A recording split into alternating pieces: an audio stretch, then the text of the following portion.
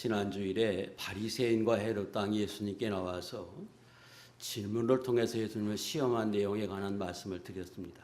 자, 오늘은 또 다른 사람 사두개인들이 예수님께 나와서 질문함으로 예수님을 시험한 내용을 통해서 우리가 함께 교훈을 얻으려 그럽니다. 18절, 23절까지의 내용은 부활이 없다고 하는 사두개인들이 예수님께 나왔습니다. 그리고 예수님께 질문하기를 어떤 사람이 결혼을 했는데 이 결혼한 사람은 맞이고 그가 결혼해서 자식 없이 죽었다. 그래서 율법에 의해서 제일 가까운 둘째가 형수를 취해서 자녀를 가지려고 노력했는데 자녀 없이 또 죽었다. 이렇게 해서 셋째, 넷째, 일곱째까지 다 형수를 취했는데 결국 자녀 없이 형수도 죽고 모든 아들들도 죽었다면 이후에 부활했을 때 그 여자는 누구의 아내가 되겠습니까? 하고 예수님께 질문을 했습니다. 자, 이 내용이 첫 번째 바리새인들이 예수님을 시험한 내용과 두 번째 사두개인들이 예수님을 시험한 내용인데 어떤 의미에서 시험이고 어떤 시험인가, 오늘 우리에게 어떤 교훈을 주는지 우리가 좀 잘 깨닫고 배워야 할 필요가 있습니다.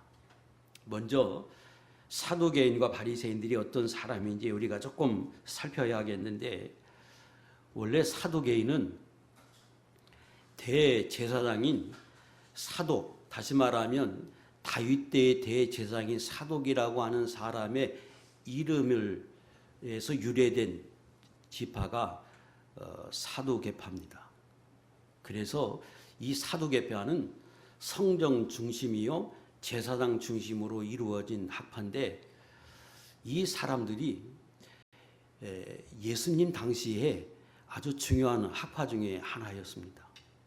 이들은 부활도 없다, 내세도 없다, 영도 없다, 심판도 없다, 천사도 없다, 이렇게 그들은 말하고 현실적으로 즉시해야 한다. 그래서 대단히 율법적으로 신앙생활을 했던 사람들입니다. 자, 이 사람들이 지금 예수님께 나와서 질문을 했습니다. 성경 사도행전 23장 8절에 보면 이 사두개인들을 설명할 때 사두개인은 부활도 없고 천사도 없고 영도 없다 하고 바리새인은 다 있다 함이라. 이래서 두 지파는 항상 대립하는 관계로 계속해서 유지되어 있는데, 이 사두개파가 성전 중심, 다시 말하면 제사장 중심으로 이루어졌기 때문에 나중에 성전이 사라지면서 이 사두개파도 자연적으로 약화되고 사라졌습니다. 두 번째, 지난 시간에 말씀드린 바리새파가 있는데, 이 바리새파는 학자 그리고 평신도 지도자를 중심으로 해서 형성됐는데, 대부분의 유대인들이 이 바리새파를 지지했습니다. 그래서 대단한 권력을 가진 세력이 됐고, 이 바리새파는 사두개파와 달리 모세 오경도 믿지만 성경 예언서도 믿고 성문서도 일부 받아들였습니다. 그래서 그들은 천사도 믿고 부활도 있다고 말하고, 그리고 죽고 나면 영도 존재하는 것으로 그들은 믿었습니다. 사두개파는 내세가 존재하지 않기 때문에 사람이 죽으면 그 죽음과 더불어 영도 사라진다고 믿었는데, 바리새인들은 그러지 않았습니다. 그래서 바리새파 중에는 나중에 예수님을 따르는 사람이 많이 등장했는데, 우리가 아는 니고데모, 또 바울이 된 사울, 그리고 아리마대 요셉, 그리고 가말리엘이라고 하는 유명한 랍비도 이 바리새파에 속했습니다.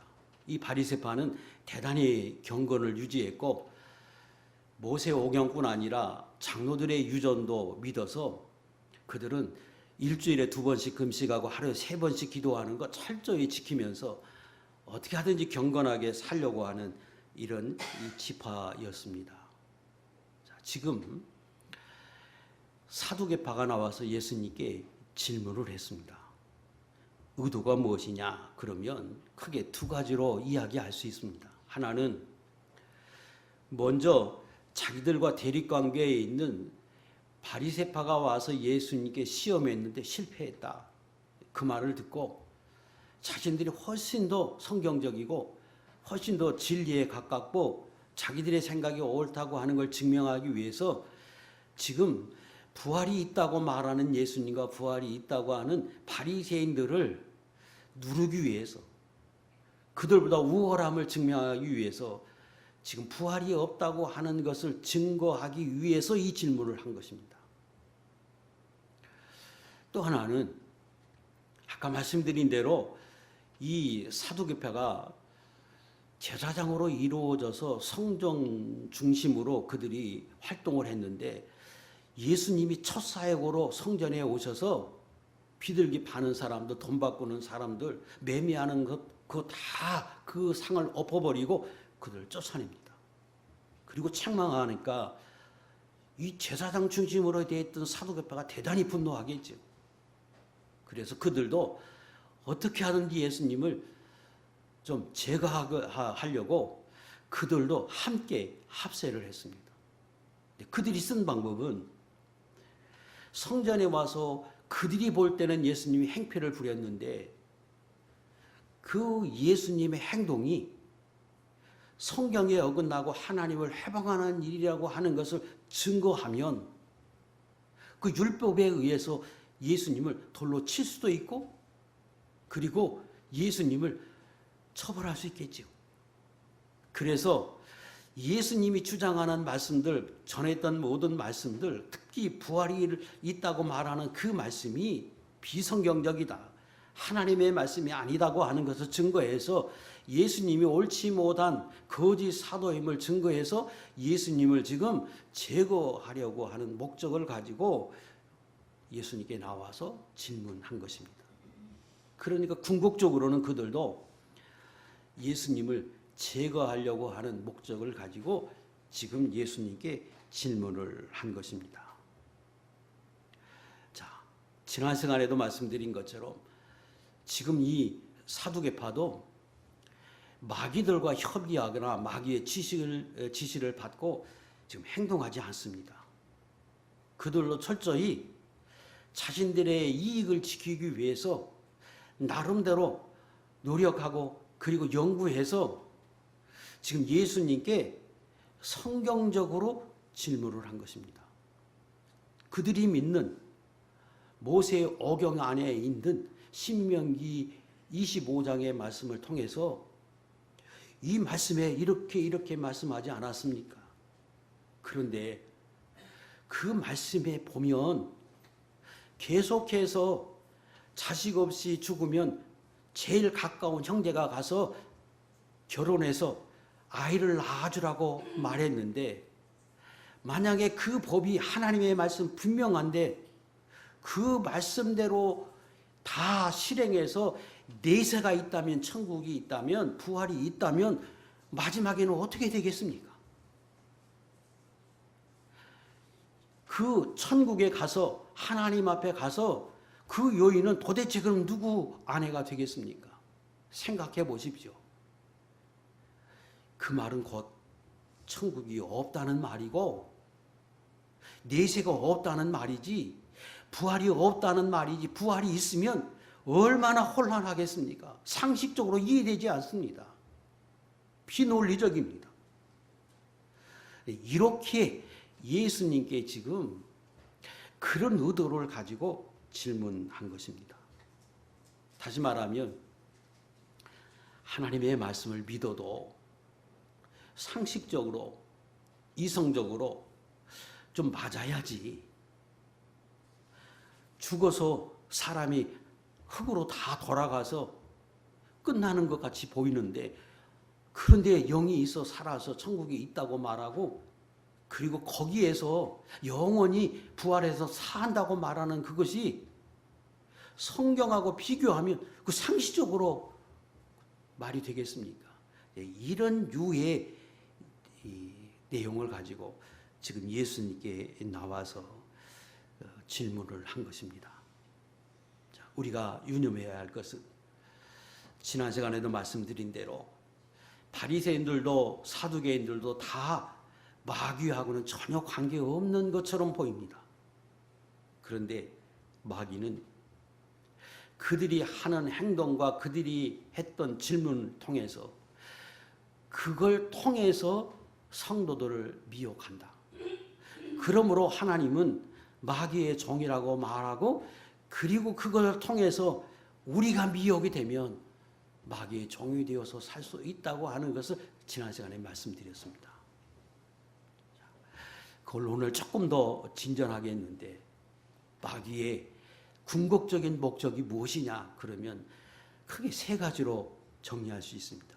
첫째, 마귀는 어떻게 하든지 예수 믿는 사람으로 하여금 예수 믿지 못하고 하나님을 바로 섬기지 못해서 구원에 이르지 못하게 하는 것이 마귀의 궁극적인 목적입니다. 두 번째는 예수 믿는 사람이 천국 백성이고 하나님의 백성인데 그들이 복을 받지 못하게 하는 것이 마귀의 목적입니다.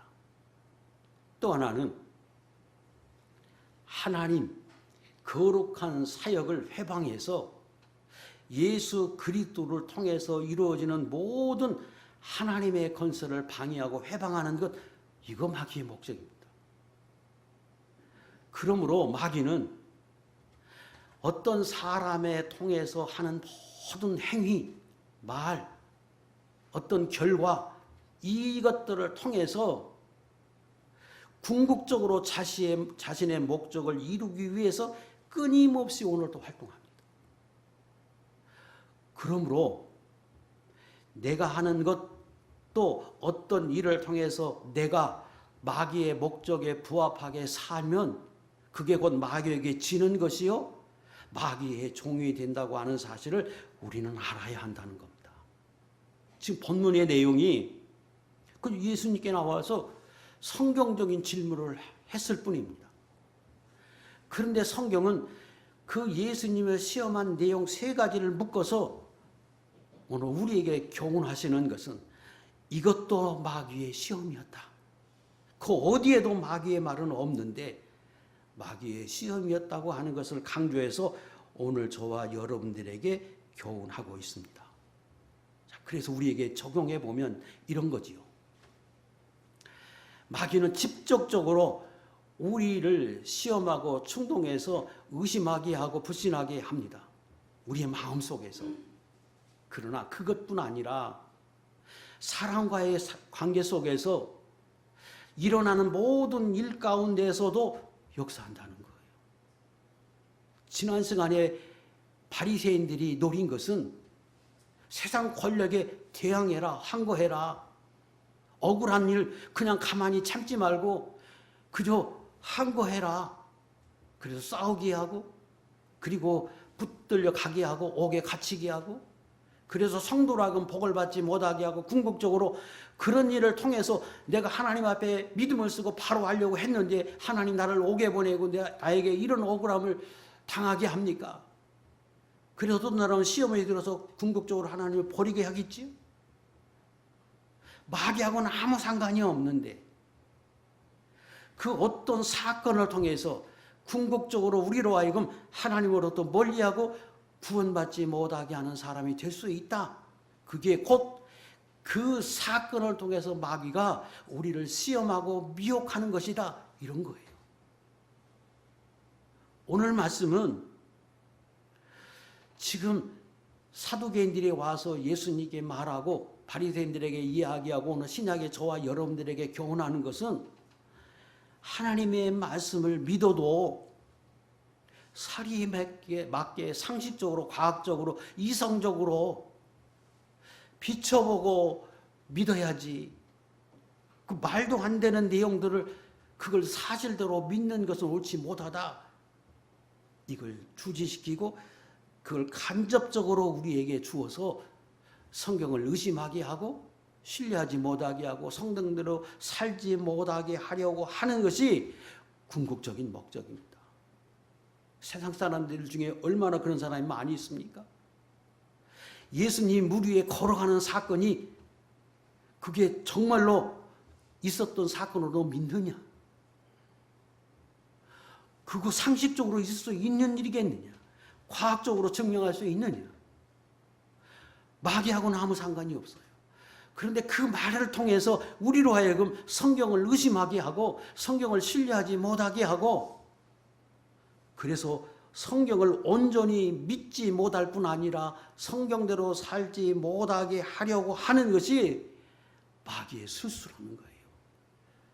그래서 우리로 하여금 그런 생각을 갖게 하고 그것을 적도 충동을 시키고 그리고 그 마음을 우리에게 들게 할 때, 그런 생각이 들게 할 때 우리로 하여금 계속해서 그런 생각이 더 깊어지게 하고 불신하게 해서 궁극적으로는 하나님 말씀대로 안 섬기면, 하나님 말씀을 불신하면 우리는 판단할 수 없지만 구원 못 받을 수도 있는 것이고, 예수 그리스도를 믿어도 복을 받지 못하는 사람으로 살 수 있고, 궁극적으로 다른 사람에게 성경을 불신하게 해서 예수 믿는 일을 회방하게 하기 때문에 그게 마귀의 미혹에 넘어간 것이고 마귀에게 진 것이라고 우리는 그렇게 설명합니다. 그러므로 온 세상에 있는 그 모든 사건과 모든 일을 통해서, 모든 사람을 통해서 마귀는 끊임없이 우리로 공격하고 미혹하기 때문에 영적 전쟁이다, 그렇게 설명하고 있고, 베드로전서 5장 8절에 설명하기를 마귀가 끊임없이 우는 사자와 같이 예수 믿는 사람을 삼키려고 오늘도 노리고 있다고 설명하시는 겁니다. 자, 이제 예수님이 어떻게 그 질문을 받고 대답하셨는지 그 내용을 통해서 우리가 교훈을 얻겠습니다.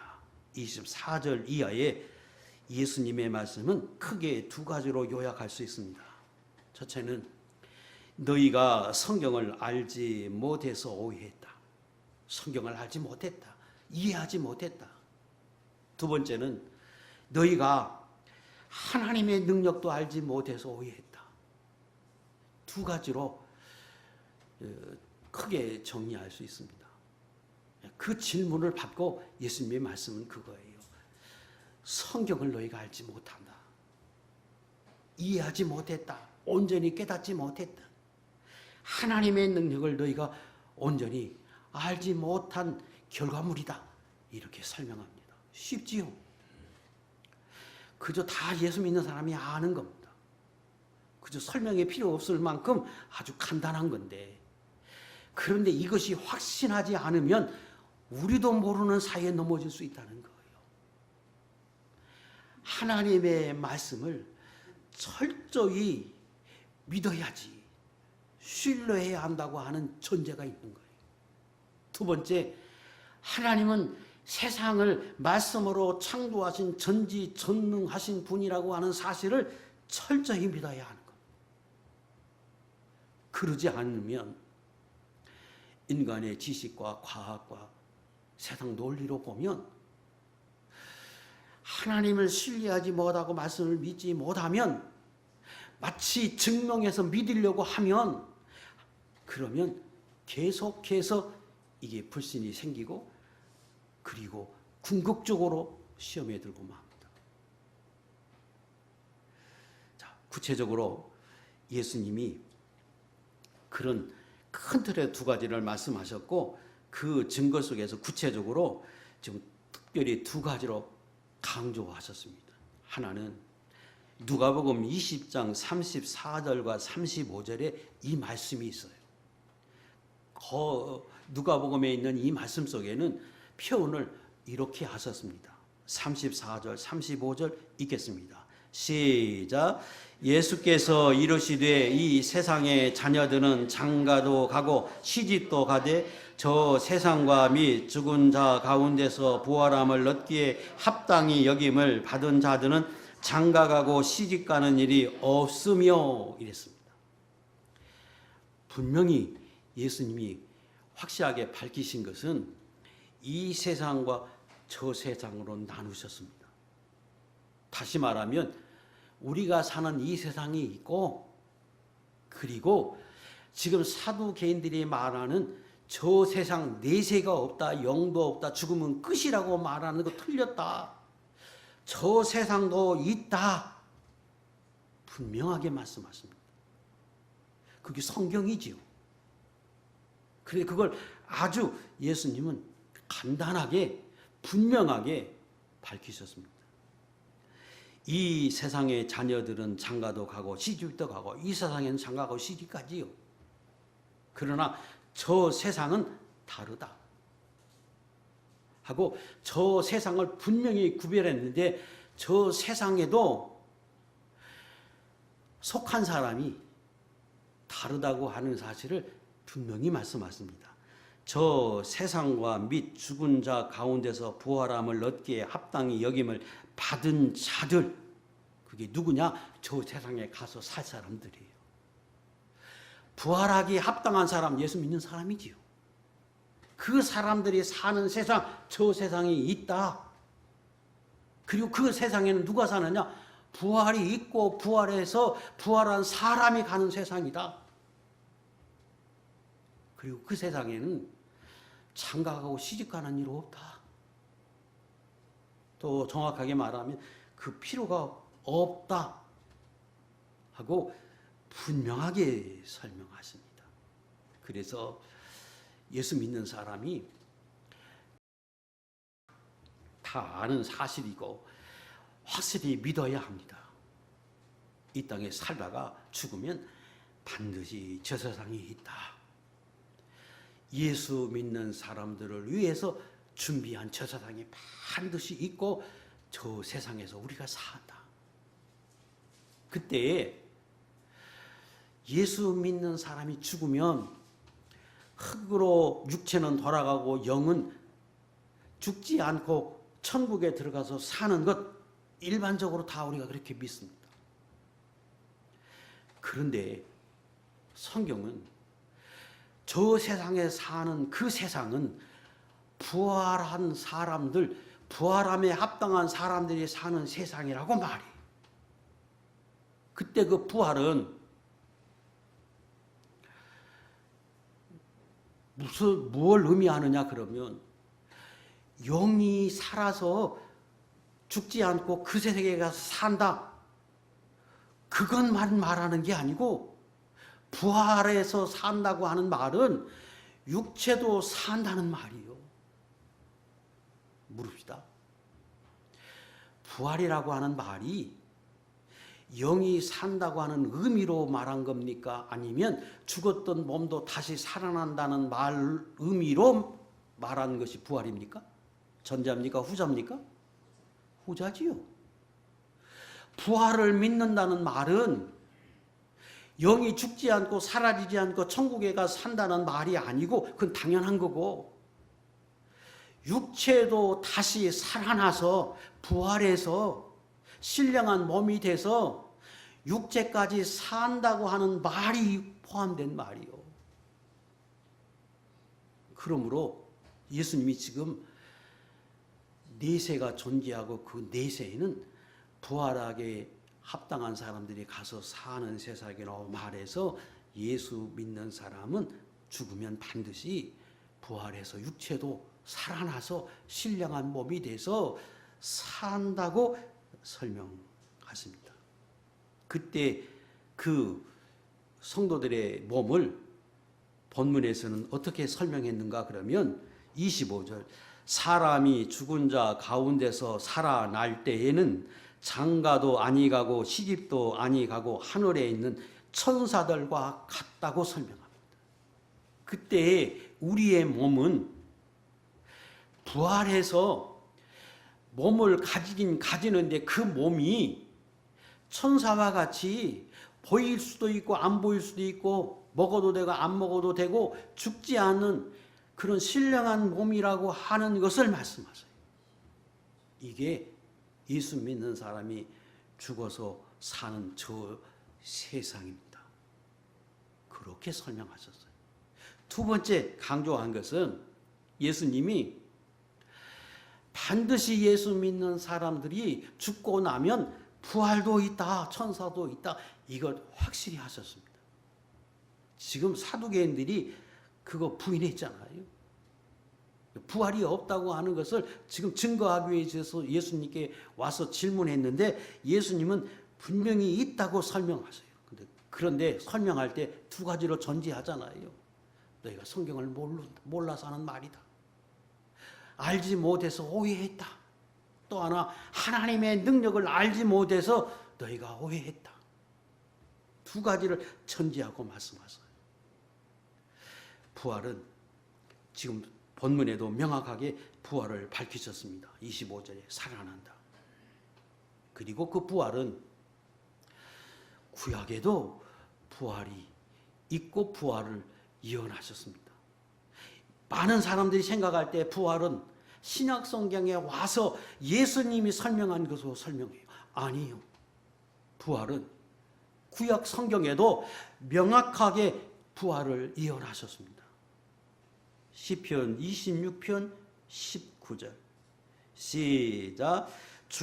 주의 죽은 자들은 살아나고 그들의 시체들은 일어나리이다.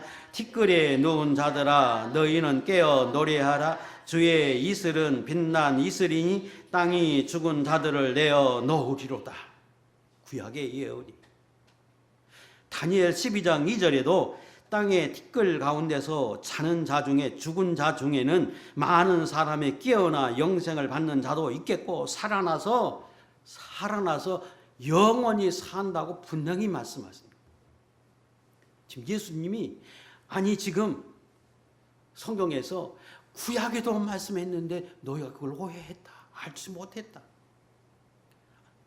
이렇게 지금 설명합니다.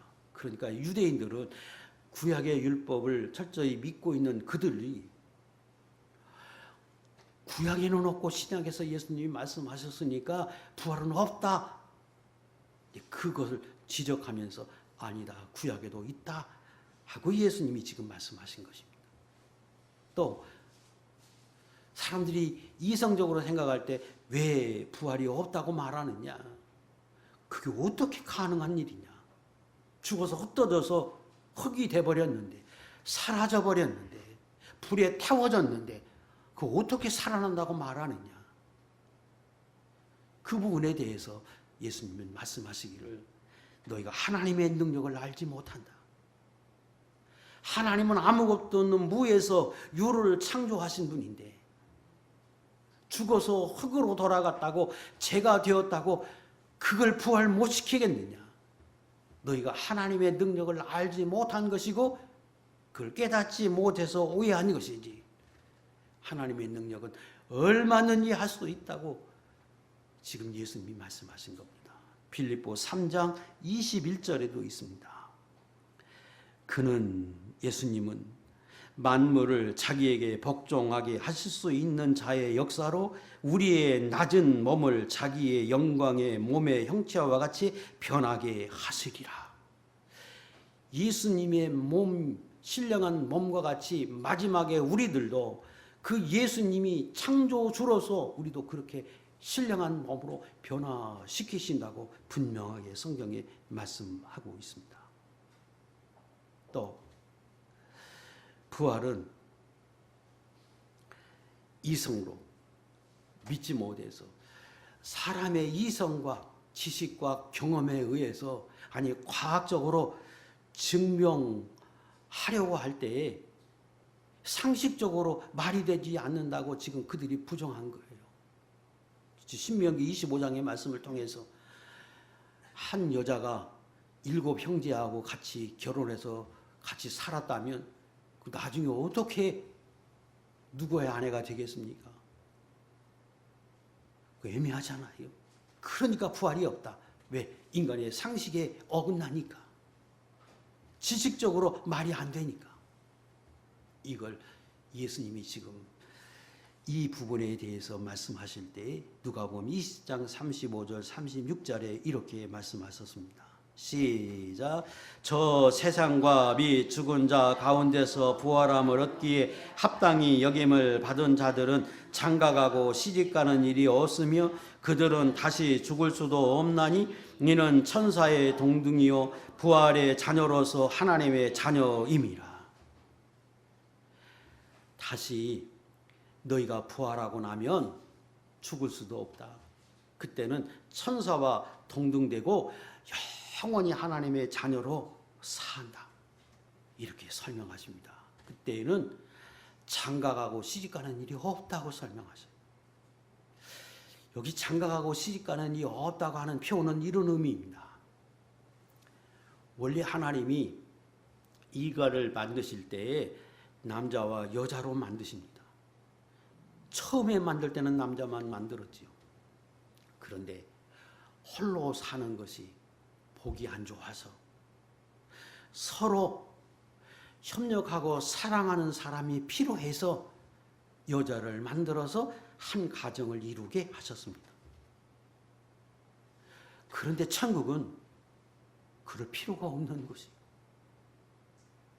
남자와 여자가 협력하고 동거해서 외로움을 극복하고 서로 사랑해서 협력하고 도와줘야 할 필요가 있는 곳이 아니에요.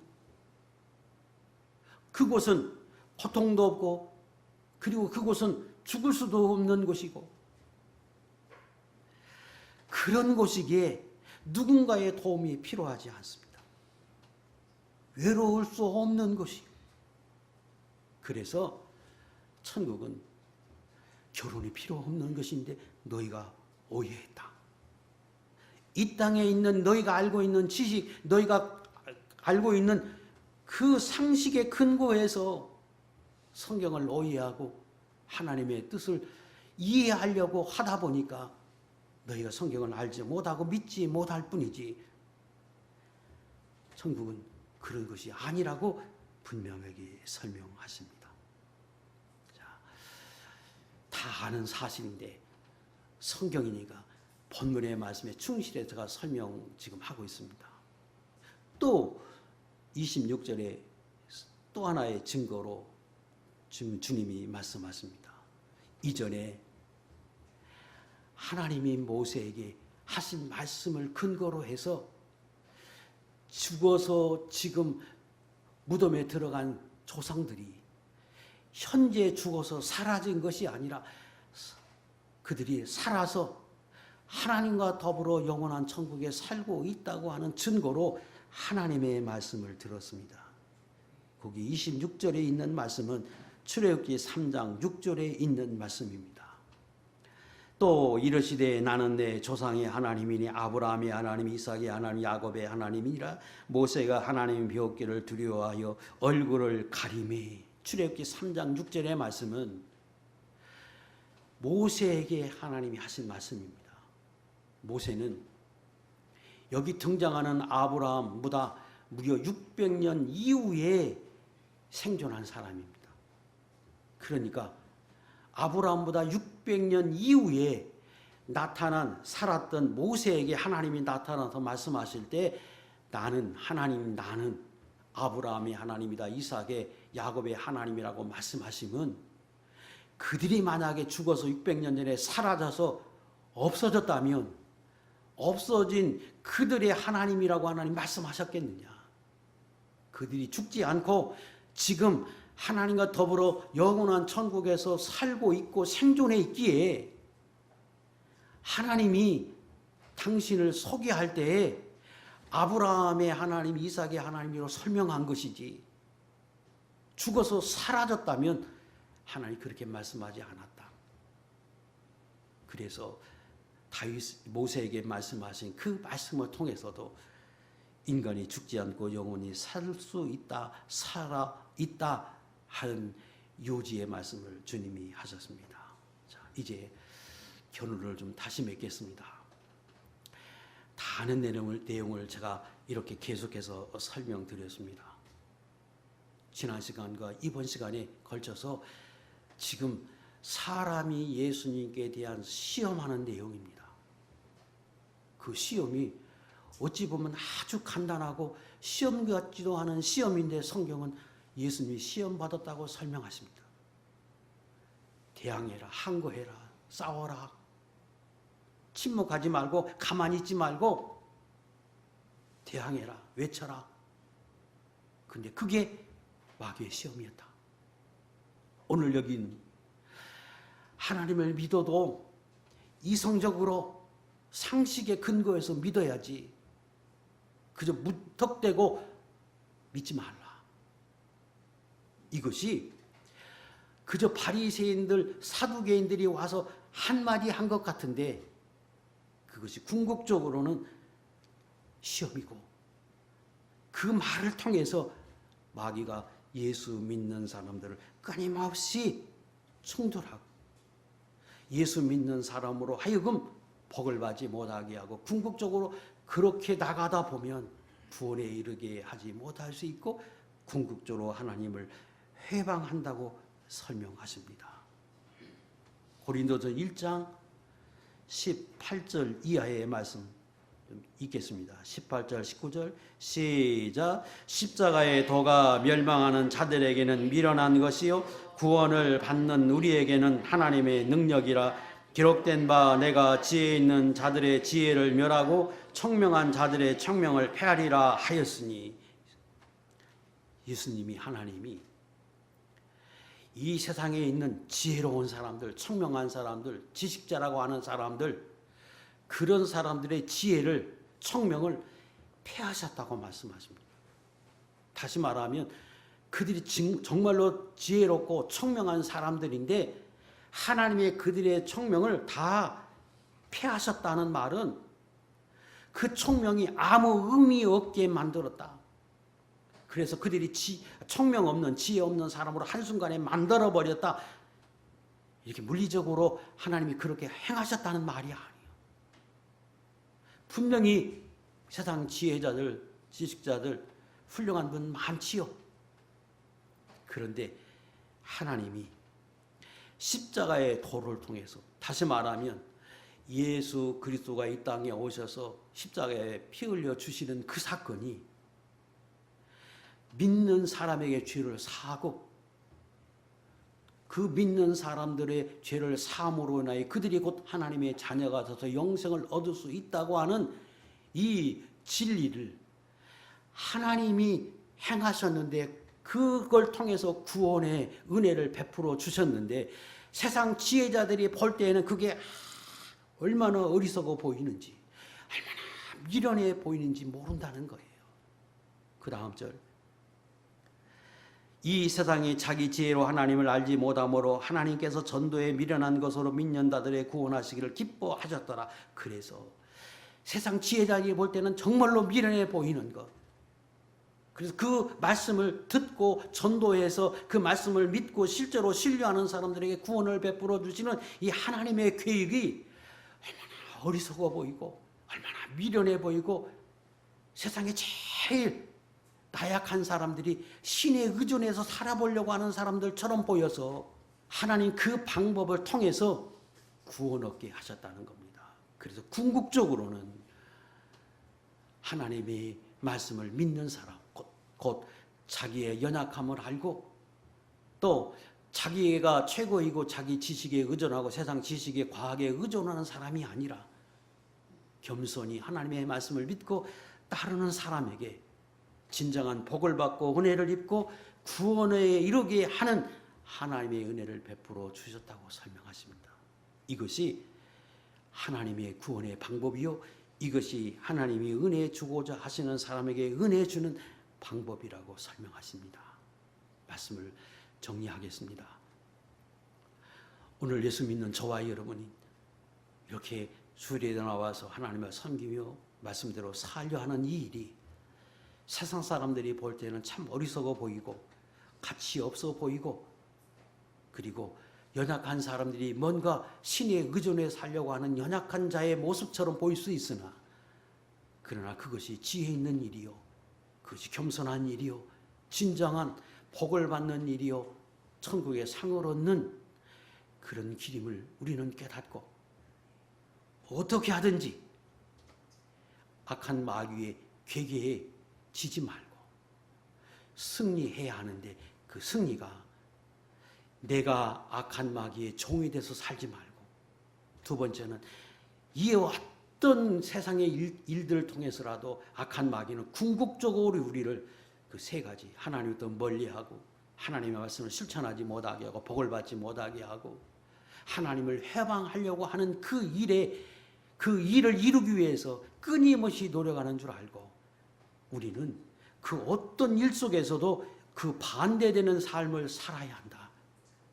그것이 사람과의 관계였든 어떤 사건을 통해 일이든 어떤 사람의 말을 통한 것이든 그 어떤 것이라도 내가 궁극적으로 하나님부터 멀어지고 말씀을 실천하지 못하고 신뢰하지 못하고 사는 것은 마귀의 진 것이고 마귀에게 또 종이 되어서 사는 것임을 깨달아서 저와 여러분은 언제나 하나님 앞에 신실한 하나님의 종으로 살아서 승리자로 복 있는 자의 모습으로 설 수 있는 귀한 종들이 될 수 있기를 주의 이름으로 축복합니다. 기도하겠습니다.